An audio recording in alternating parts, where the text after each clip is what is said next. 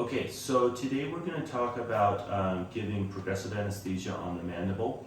So we'll be giving the inferior alveolar block, and then we'll also be giving a couple more that I would typically do to anesthetize the mandible for both SRPs, fillings, endo, even extractions. So I'll show you kind of the details behind that.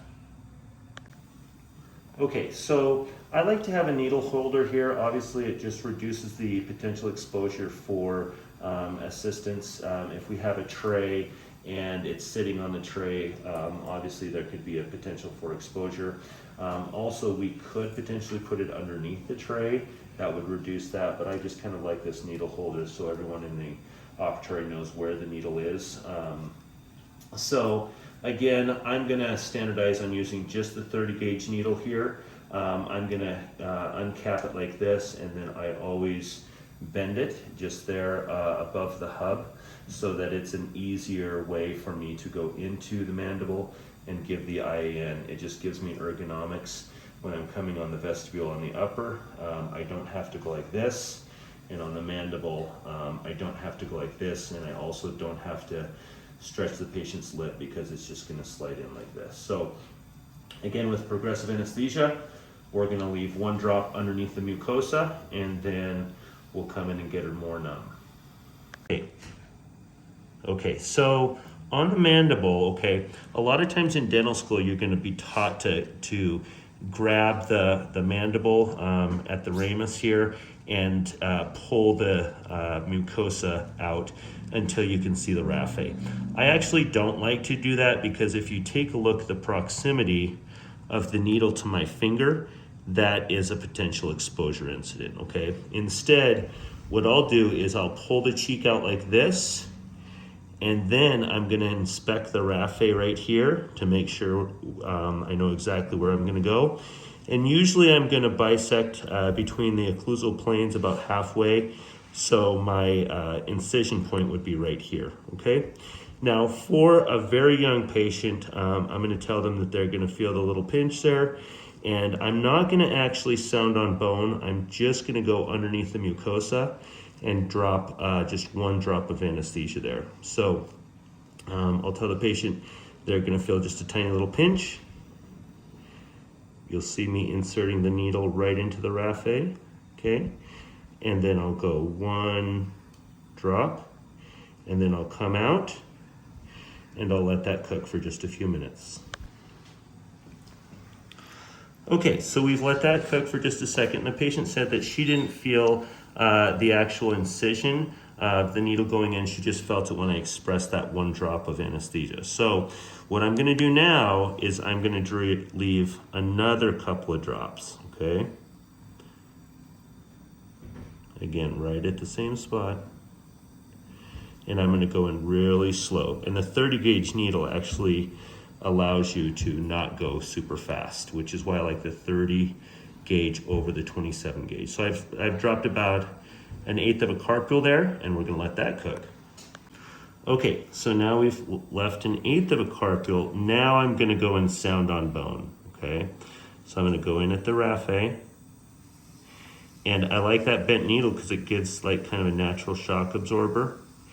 And some people are like, well, the 30 gauge needle is so short that you can hub out, but you can see I've got another centimeter.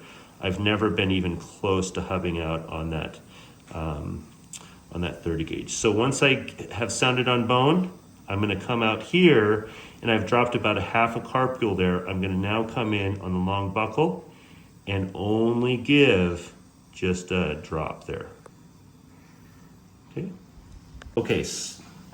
Okay, so now that she's had a drop on the long buccal, I'm gonna add a little bit more, okay? So I'll add just another little drop there, okay? And then we'll let that cook. Okay, so in the true sense of progressive anesthesia, now that she's numb on the IAN and she's now numb on the long buccal, then I'm gonna introduce one drop onto the vestibule here, okay? So now I'll go ahead and put one drop. Let's say that we're extracting number 19. I'll do a little pinch there, and then another drop right there at the vestibule.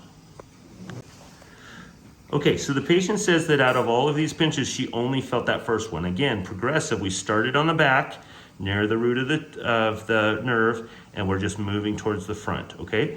So now we're gonna introduce more anesthesia on the vestibule, okay? And then we'll let that cook.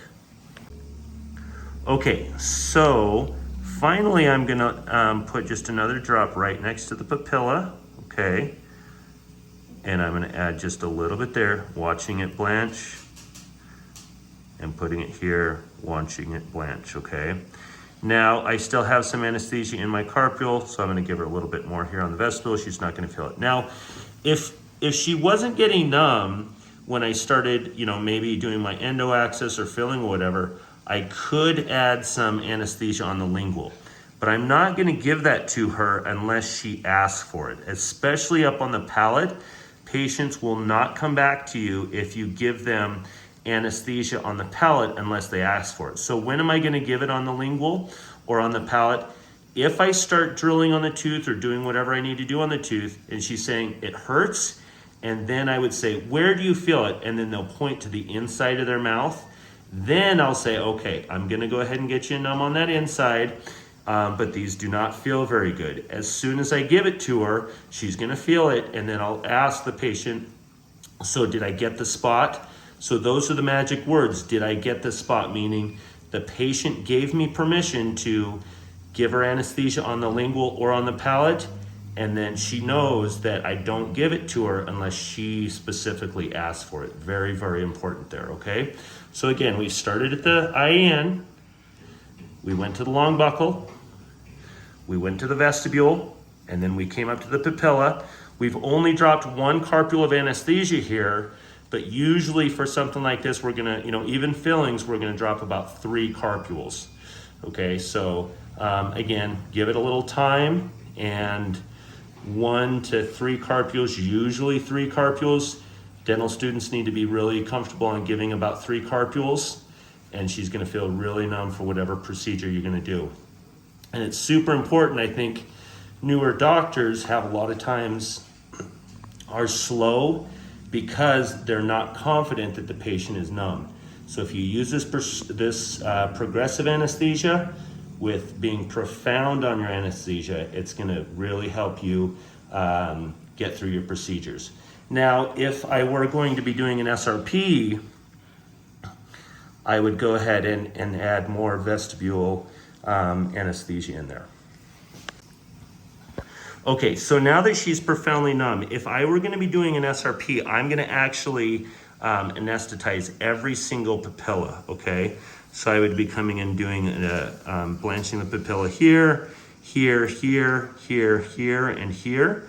That way, when I come in with my Cavitron, I can really get underneath the gums and do a really, really profound job there and getting all of that calculus off. If I'm doing just one procedure on one tooth, I would go ahead and get the papilla on just that tooth, and that will get her extremely numb.